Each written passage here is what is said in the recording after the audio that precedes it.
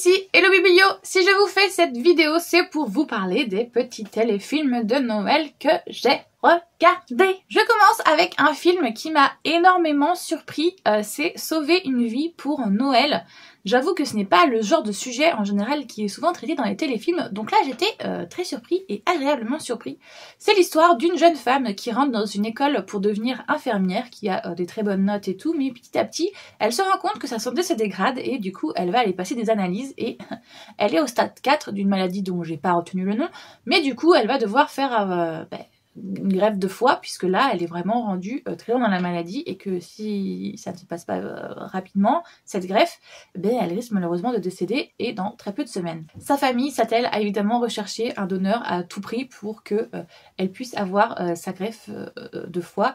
Ça ne se passe pas exactement comme prévu, évidemment on aime bien des fois que dans la famille ça se fasse entre eux, mais malheureusement ce n'est pas le cas. Ils ne sont pas compatibles, donc du coup ils recherchent parmi n'importe qui, les gens extérieurs, si c'est possible.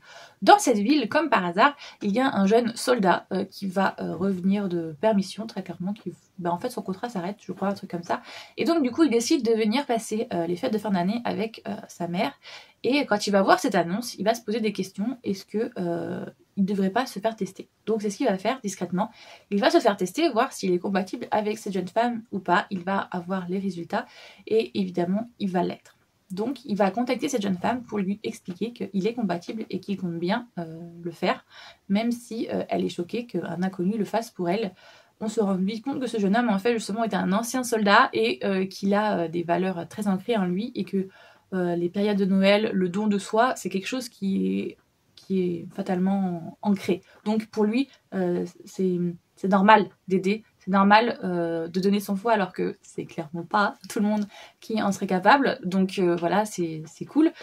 Et il va pas faire que ça parce qu'évidemment il va se rendre compte de plein d'autres choses qui ne vont pas dans sa vie. Donc il va l'aider petit à petit et évidemment l'un et l'autre vont tomber amoureux mais sans se le dire puisque il y a cette histoire de greffe entre eux. Donc elle a peur d'en demander trop en fait. Elle se demande d'ailleurs si ses sentiments en elle ne naissent pas parce qu'elle le considère comme son sauveur. Et lui aussi il a peur d'être trop intrusif parce que ok il lui a fait un don mais c'est comme si en fait il réclamait une contrepartie. Si maintenant il demandait de sortir avec elle. Enfin je sais pas si vous voyez mais c'est pas... En gros ce serait pas une relation pure puisque elle se sent très redevable envers lui. Donc vous voyez il y a ce côté, voilà, on ne sait pas trop comment gérer la chose, donc petit à petit, ils vont apprendre à se connaître et à découvrir qu'ils ont énormément de points communs et tout, et évidemment, ils vont bien se rendre compte que finir ensemble, ça serait peut-être pas plus mal. Et c'est très cool, surtout qu'à la fin, on découvre que c'est une histoire vraie, et ça, les gars, je me suis pris une grosse claque en découvrant ça parce qu'on a la photo des vraies personnes à la fin et donc on nous explique que oui c'est une histoire vraie et tout, ça a vraiment eu lieu. Et donc du coup j'étais trop en mode oh mais c'est pas qu'un petit téléfilm de Noël, c'est une histoire vraie, mais c'est trop cool ce genre de choses là en fait. S'il existe des histoires aussi romantiques, aussi chou, mais oui, faites-en des films les gars, parce que ça fait rêver de voir que ça peut exister dans la vraie vie ce genre de choses. Donc voilà, j'étais très contente et je recommande énormément ce téléfilm, il est génial.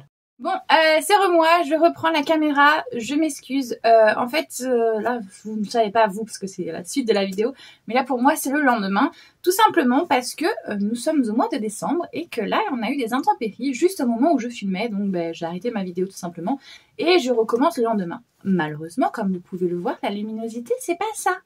Donc je fais ce que je peux avec les moyens du bord. Je vais continuer à filmer cette vidéo quand même. J'aimerais bien que vous l'ayez. Mais bon, voilà, c'est décembre, il fait pas beau, on le sait. Voilà, j'espère que vous m'en voudrez pas trop, mais pas le choix de tourner dans ce genre de conditions. Donc je vais vous parler d'un autre téléfilm de Noël que j'ai regardé. C'est un Noël de rêve en Suisse. C'est l'histoire d'une jeune femme qui travaille dans un boulot. Alors je sais pas trop ce que c'est à part un truc de bâtiment, mais elle voyage beaucoup, elle est beaucoup en déplacement. Enfin en gros elle est jamais le même mois au même endroit. Elle en Argentine, en Europe, en Australie et tout. Enfin bref, elle a un métier qui lui demande beaucoup sur son temps personnel puisqu'elle ne peut pas avoir de famille à cause de ça, mais elle ne se la dérange pas trop, elle préfère privilégier sa carrière, surtout depuis qu'il est arrivé quelque chose d'assez fâcheux suite à sa rupture avec son premier amour. Elle a découvert quelques mois plus tard que sa meilleure amie s'est mise avec ce même gars et donc du coup ça fait une pierre de coups. Elle a à la fois perdu son ex-petite amie du coup, et sa meilleure amie, qu'elle s'est sentie trahie par elle tout simplement. Et on peut le comprendre. Donc là, ça fait 1 ou 2 ans, même peut-être plus, que les jeunes filles ne se sont plus parlé. Sa mère, à elle, du coup, a décidé de déménager aussi et de faire un gîte. Mais si elle part des États-Unis et elle va faire un gîte en Suisse. Du coup, on suit cette jeune femme qui décide de retourner à Noël voir sa mère, comment elle va, si elle s'en sort avec l'ouverture de son gîte. Et elle va découvrir du coup un gérant qui est un homme pas si vieux que ça, mais quand même voilà, d'âge moyen, qui a un petit garçon qui est veuf. Ils vont commencer à avoir une certaine attirance l'un pour l'autre, mais comme par hasard, sa meilleure amie débarque et donc tous les problèmes qu'elle a essayé de mettre sous le tapis reviennent avec, surtout quand elle découvre que son ex va aussi les rejoindre parce que sa mère s'est mise dans l'idée de réunir tout le monde pour pouvoir rabibocher toute l'équipe. Donc voilà, c'est comment vous dire que c'est un Noël un peu compliqué pour elle. Et j'ai bien aimé, franchement, la relation qui se noue entre les deux protagonistes, c'est-à-dire le père veuf et la jeune femme, est assez réaliste. Il y a des questions qui sont posées en mode oui, mais si je te fais entrer dans ma vie et que mon petit garçon s'attache toi et que finalement on se sépare et tout, j'ai trouvé ça bien fait. Évidemment, tout se résolut assez rapidement parce que c'est un téléfilm de Noël, ça peut pas durer 3 heures, mais j'ai trouvé ça bien, que ça prenne son temps, que ça n'aille pas trop vite. Et franchement, j'ai bien aimé les questions qui s'opposaient aussi sur l'amitié, voilà. Oh, la mère, par contre, ça aurait été la mienne, mais je crois que je l'aurais pourrie, mais alors pourrie. Parce que très clairement, la mère de la jeune protagoniste prend tout le temps la défense de sa meilleure amie, alors que sa meilleure amie l'a quand même trahi. Et moi, de toute manière, je sais que la mienne ne m'aurait jamais fait ça, puisque la mienne était encore plus rancunière que moi. Mais, mais j'avoue que... non, mais quelle mère fait ça, en fait? Quelle mère se range du côté de l'ennemi de sa fille? Enfin, c'est pas un ennemi, mais quand même, elle l'a trahi. Donc voilà. Bon, sinon, j'ai bien aimé. Le seul petit bémol que je mettrais, c'est que ça nous accentue vachement sur la Suisse. Mais Suisse allemande pour le coup. Et ça, j'ai pas trop aimé qu'ils ne fassent pas la différence.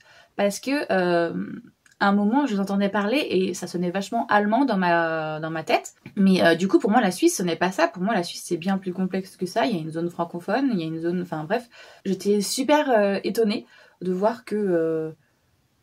pour eux, la Suisse, en fait, c'est l'Allemagne. Enfin, après, je sais pas si les scénaristes sont européens ou sont américains, parce que du coup, ça change beaucoup la donne, je pense. Mais voilà, j'étais très surprise de voir que ça parlait beaucoup allemand, que toutes les spécialités, c'était des spécialités allemandes. Alors, c'est peut-être moi qui m'y connais peut-être pas assez en culture suisse, mais pour moi, c'est pas comme ça. Après... Enfin, voilà. C'est mon opinion, mais c'est peut-être pas la bonne non plus. Donc voilà. Ensuite, j'ai regardé les 12 rendez-vous de Noël ou pour Noël, je sais plus. C'est l'histoire d'une jeune femme qui est une passionnée de Noël, mais genre, voilà, c'est une accro à Noël. À la base, elle vit dans une toute petite ville, mais elle va décider justement de monter dans une grande ville. Alors, je sais plus c'est laquelle, hein, je sais plus si c'est Chicago ou quoi que ce soit. De toute manière, pour les téléfilms de Noël, c'est souvent Chicago, Boston ou New York. Ça, c'est souvent par là-bas. Du coup, elle travaille dans une boîte d'événementiel où ils font ce qu'on appelle les applications là de... je sais plus là. Des chasses au trésor mais numériques. Putain, j'avais le nom là. Avec des géolocalisations et tout. Ah, j'ai perdu le nom. Tant pis, c'est pas grave. Donc voilà, elle fait ça et elle fait plein de petits événements pour différentes entreprises et tout et tout. Elle, là, ce qu'elle vit justement, c'est que si elle a déménagé, c'est pour avoir un certain poste et tout et tout. Parce que c'est une passion pour elle, elle adore ça et elle va être en concurrence malheureusement avec un autre type dans la boîte qui a beaucoup plus d'ancienneté, mais lui à l'inverse, les fêtes de fin d'année ça ne l'intéresse pas du tout. Lui s'il veut devenir chef, c'est avant tout parce qu'il a besoin d'argent pour rénover une bâtisse familiale et voilà. Donc on a un Grumpy et une Shiny qui vont devoir former un binôme tous les deux pour réaliser une mission.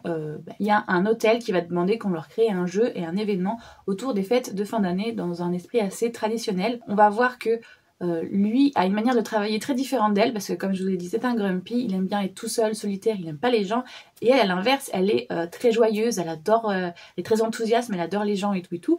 Donc les deux personnalités vont se confronter souvent au début et à la fin petit à petit ils vont se rendre compte que justement ils sont complémentaires, ils arrivent plus ou moins bien à travailler ensemble parce qu'ils se rejoignent sur certaines choses.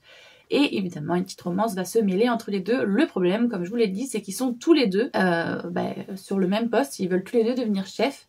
Elle a moins d'ancienneté que lui, donc elle se doute que malheureusement il va avoir la priorité par rapport à elle, mais on va vite se rendre compte à la fin que non, il y a d'autres choses qui vont rentrer en compte et c'est assez cool, franchement. J'ai bien aimé, évidemment la fin, tout finit bien parce que il y en a un des deux qui va avoir le poste, peut-être pas celui-là auquel on s'attend, mais finalement pour l'autre ça va quand même bien se terminer parce qu'il va y avoir d'autres postes qui vont se libérer et tout. Donc c'est assez cool et franchement je la recommande. L'acteur, alors dans les téléfilms de Noël souvent sur TF1, ce qui est assez drôle, c'est qu'ils remettent, par exemple, ils mettent 2 téléfilms par après-midi et en général c'est le même acteur. C'était celui-là qui était dans Un cadeau de Noël inattendu ou quelque chose comme ça, là, celui-là où il y avait un triangle amoureux entre 2 meilleurs amis et puis il y avait celle l'actrice qui fait Lydia. Donc du coup c'est assez drôle parce qu'on revoit les mêmes acteurs dans différents petits téléfilms de Noël. C'est drôle et ou pas parce que ça peut être chiant aussi pour certaines personnes que ça dérange de voir le même acteur un peu partout. Mais moi ça me dérange pas, bien le contraire. Donc voilà, j'ai bien aimé cette histoire, elle m'a fait énormément rire parce que j'adore ce drop Grumpy Shiny. Et en même temps, ça m'a rappelé qu'il y a des traditions de Noël qu'on oublie beaucoup. Moi, là, l'histoire des 12 rendez-vous, ils l'ont du coup calqué sur une comptine qui existerait apparemment, peut-être aux États-Unis, mais en France, moi, j'en avais jamais entendu parler, sur les 12 machins. En fait, le premier, c'est genre, je vous dis une bêtise parce que je n'ai pas retenu, mais genre, t'as une oie, 2 tambours, 3 lutins et tout et tout. Et à chaque fois, du coup, c'est décliné comme ça en 12 petits, jusqu'à 12. Et voilà, et je connaissais pas du tout cette cantine. Donc c'était cool de faire des petites découvertes. Et en même temps, justement, ils nous parlaient de la ville qu'ils essayaient de relier avec certaines choses. Et moi, franchement, je trouvais ça cool. Ça serait une bonne idée d'ailleurs de le faire, ce genre de choses, en vrai. Le dernier petit téléfilm de Noël, c'est une famille surprise pour Noël. Et je vous avoue qu'il m'a assez fait écho. Après, c'est parce que c'est une histoire personnelle, mais c'est l'histoire d'une jeune femme qui a perdu sa mère étant très jeune et qui ne connaît pas son père biologique. Un jour, elle va faire un test ADN. Vous savez, les tests là, MyHéritage et tout ça là, vous mettez à côté, vous l'envoyez et il vous faut un arbre généalogique qui vous retrouve des cousins en Angleterre, en Amérique et tout et tout. Pour le coup, je l'ai fait ce test et justement, c'était assez drôle de voir que la famille de mon père, que je ne connais absolument pas puisque celui-ci est décédé, du coup, je retrouvais des personnes qui vivaient en France ou ailleurs et c'était assez drôle comme expérience. Donc quand j'ai vu cette jeune femme le faire, forcément ça a fait écho et c'était assez bien fait pour le coup. Et donc elle voit qu'elle a un match avec un monsieur qui visiblement est son père et du coup elle va décider d'essayer de le rencontrer. Elle va le rencontrer lui et il accepte plutôt bien la nouvelle et du coup vu que c'est les fêtes de fin d'année, il décide que comme elle fait partie de la famille, elle va les fêter avec lui. Et donc c'est à ce moment-là que se passe la rencontre de la famille pendant les fêtes de fin d'année. Tout va très vite dans ce téléfilm, mais c'est pas plus mal non plus, parce que du coup elle va rencontrer sa famille, elle va rencontrer des amis de la famille, dont un jeune homme qui est le fils du meilleur ami de son père, et qui, vous comprenez, il va se passer une petite romance entre les deux. Et elle va avoir un peu du mal au début à être acceptée par les enfants, pas par la belle-mère et par son père, mais plutôt par les enfants qui au début vont être un petit peu frileux à la laisser rentrer dans leur vie, mais petit à petit elle va réussir à faire sa place et jusqu'à ce que l'organisme qui fait les tests ADN la rappelle en lui disant écoutez, on s'est trompé, vous n'êtes pas la bonne en fait, il y a plusieurs, je sais plus comment elle s'appelle, genre Sarah Hollis, il y a plusieurs Sarah Hollis et vous n'êtes pas la bonne en fait, c'est une autre, on a inversé vos 2 dossiers. Évidemment, ce genre de choses, c'est quand même assez con. Et donc, elle va garder 2 ou 3 jours le secret parce que, en fait, ils l'ont tellement bien intégré dans la famille qu'elle se sent bien et que pour une fois qu'elle a une famille, comme je vous ai dit, sa mère est décédée quand elle était très jeune, à la fois, elle n'a pas envie de leur faire de peine, mais en même temps, elle-même, elle sait qu'elle ne passera jamais un autre Noël comme ça. Donc, elle voudrait attendre jusqu'à la fin, jusqu'au moment où il y a véritablement toute la famille qui débarque, la grand-mère, les oncles, les tantes, les cousins, les machins. Ils font une grande fête à l'intérieur de la maison familiale et ils vont devoir faire un portrait de famille. Donc elle va faire le premier et quand il va y avoir le deuxième, au moment de déclencher, elle va exploser et elle va dire la vérité. Et bon, voilà, il y a des choses qui vont se passer pour prouver que voilà, c'est pas vrai et tout. Mais j'ai bien aimé parce que justement, d'habitude, quand on regardait ça, parce que je l'ai regardé pour le coup avec ma mère, on était toutes les deux sur le canapé, on s'attendait à ce qu'il y ait genre par exemple la vraie qui débarque et du coup le secret explose ou alors ils appellent le père pour le prévenir, la compagnie, que en fait ils se sont trompés et qu'ils s'excusent. Enfin, on s'attendait à ce qu'il y ait une intervention extérieure qui dévoile le poteau rose et que du coup ça crée des quiproquos et des engueulades à tout va. Et pour une fois, ça a été bien fait parce que c'est la protagoniste qui parle, qui dit les choses comme elles sont et j'ai beaucoup aimé parce que ça évite justement tous les quiproquos et tout. Après, par contre, évidemment, pour faire un peu de suspense, c'est elle qui s'en va en mode « Je vous ai trahi et tout, je m'en vais parce que vous allez mal le prendre » et qui du coup s'en va sur son cheval blanc en mode je vous ai fait trop de peine, je m'en vais » et c'est eux qui reviennent derrière elle en mode « T'inquiète, on te pardonne et tout ». Alors qu'en théorie, il n'y a rien à pardonner pour moi, mais c'est pas grave. Mais voilà. J'ai bien aimé et franchement, je trouvais que justement, avec le hashtag Joyeux Noël, là, celle sur les réseaux sociaux, je trouvais que c'était une des plus modernes et des plus actuelles et ça fait du bien justement d'avoir un petit peu de temps en temps des téléfilms qui sont un peu moins kitsch et un peu plus actuels. J'espère que cette vidéo vous a plu, même si elle a été un peu décousue entre le mauvais temps et tout. Voilà, j'espère que ça se passera bien quand même. Si vous avez aimé la vidéo, n'oubliez pas de liker, ça aide énormément pour le référencement. Si vous souhaitez parler avec moi des téléfilms dont je vous ai parlé, il n'y a pas de souci, il y a l'espace commentaire qui est là pour ça. Et puis si vous souhaitez voir le reste de mes vidéos, n'hésitez pas à vous abonner. Moi j'espère que tout va bien pour vous, que vous faites de bons visionnages et que les fins d'année se passent bien pour vous. Et je vous fais tout plein de gros bisous.